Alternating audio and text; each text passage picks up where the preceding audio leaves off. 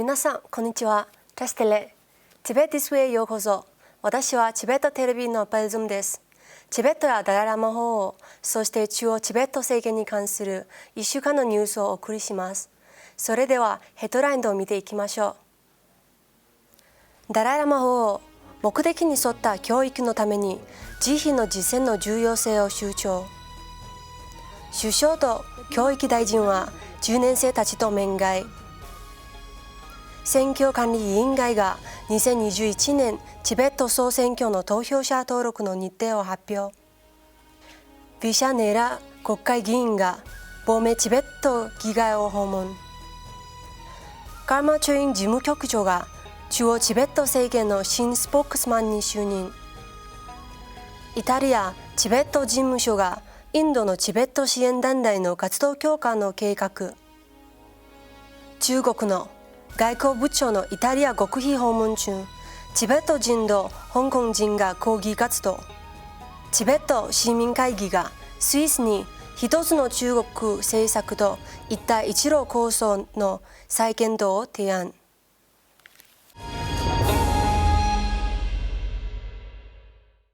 ダライラマ法王は今週火曜日、マインドミングルのメンバーに対して講演を行われ、若い世代に対する現代教育に慈悲の実践が不可欠であると述べられました。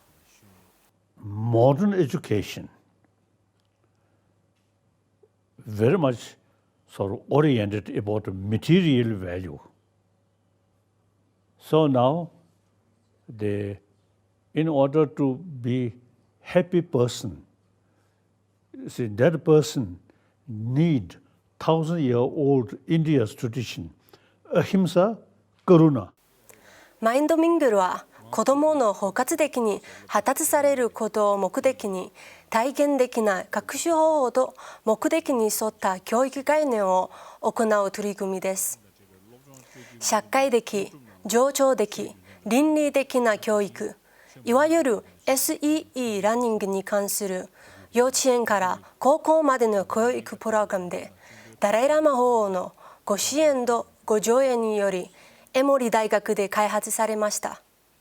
12年生の学習成果が高かった結果を受け、中央チベット政権ロプサン宣言首相は市教奨学金の適用範囲を10年生にも拡大する考えがあると話しました。ロプサン宣言首相と教育省ペマヤンチン大臣は先週木曜日、27の学校の10年生47人とオンラインで面会を実施し、将来の学業について意見を交換しました。参加した10年生たちは来年12年生終了の統一試験を受験します。ペマヤンチン大臣は短期的な目標と長期的な目標の両方を持つことと、教育が地域社会の強化にどのように役立てるか考えることが大切だと話しました。中央チベット政権の教育省は卒業する12年生とオンライン面会を重ねてきましたが、他にも高校生とチーフカウンセラーのオンライン面会や、教育大臣が議長を務めて保護者とチーフカウンセラーのオンライン面会を実施しています。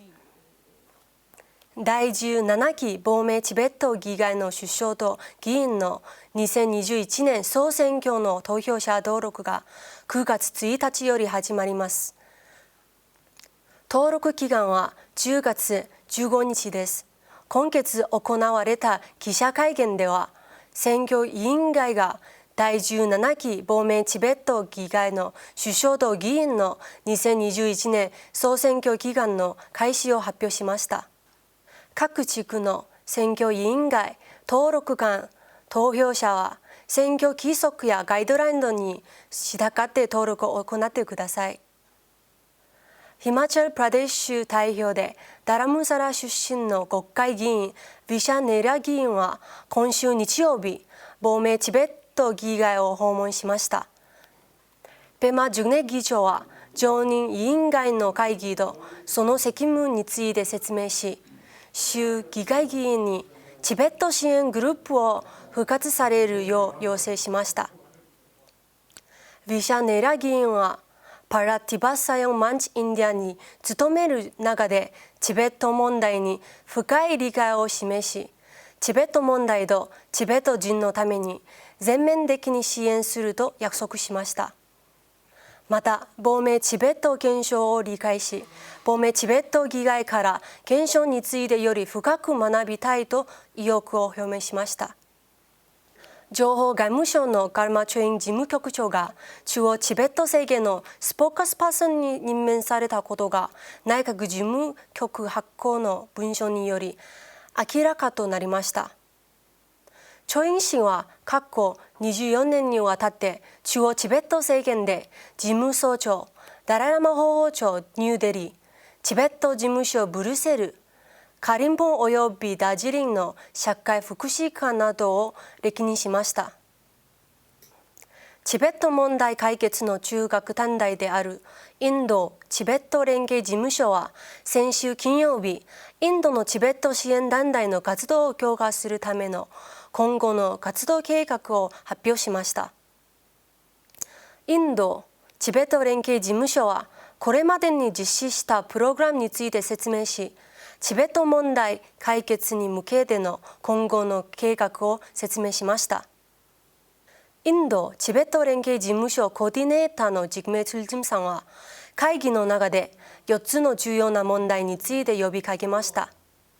1つ、2019年12月25日にカルカタで開催された前回の中核団体会議での議論と実行。2つ、2020年8月8日のインドのチベット支援団体との戦略及び計画の内部討議。3つ、パンダミック下のチベット支援団体の活動についての討議と戦略策定。4つ、今後数年間のインドでのチベット支援団体の活動強化に関する討議と計画についてです。今週火曜日、中国の王毅外交部長がイタリアのルージ・ディ・マイオ外務大臣を訪問中に、チベット人と香港人がローマのイタリア外務大臣事務所前のフルネシナ広場に集まり、チベットでの悪質な人権侵害と香港での国家安全維持法の執行に対する抗議活動を行いました。王毅外交部長は新型コロナウイルス感染症拡大後の中国の負のイメージを払拭するため、ヨーロッパ5カ国を訪問しています。8月25日から9月1日の日程でイタリア、オランダ、ノルウェー、フランス、ドイツを訪問する予定です。スイスとリヒテンシュタンのチベット人居住区の副会長プンゾクチョク・チャンバさんとスイスチベット友好協会会長トーマス・ブーシリさんが8月4日、スイス連邦外務省が開催した2021年から2024年までのスイスの対中国戦略を話し合う地域市民会議に招かれ出席しました。出席者はこの戦略の発展に意見を求められました。プンゾクチョク・チャンバさんとトーマス・ブルシリさんがこの会議でスイス連邦外務省ラフェル・ネゲリ大使に普遍的な価値観を侵害する中国未来への学びと題する30ページに及ぶレポートを提出しました。このレポートには中国の不法占拠下にあるチベットで行われる人権侵害の状況やスイスと中国の規範的価値観の違い、人権問題に関する中国とスイスの二国間及び多国間の関係などが記載されています。Few days before our meeting, the Swiss Foreign Minister Ignazio Cassis has announced a more multilateral approach towards China by the Swiss government. So it would be interesting to know whether and with what priorities the bilateral dialogue with China will be continued. How would the Foreign Department ensure that more tangible results are achieved in the bilateral dialogue? 今週のニュースはここまでです。次回またお会いましょう。良い週末をお過ごしください。どうもありがとうございました。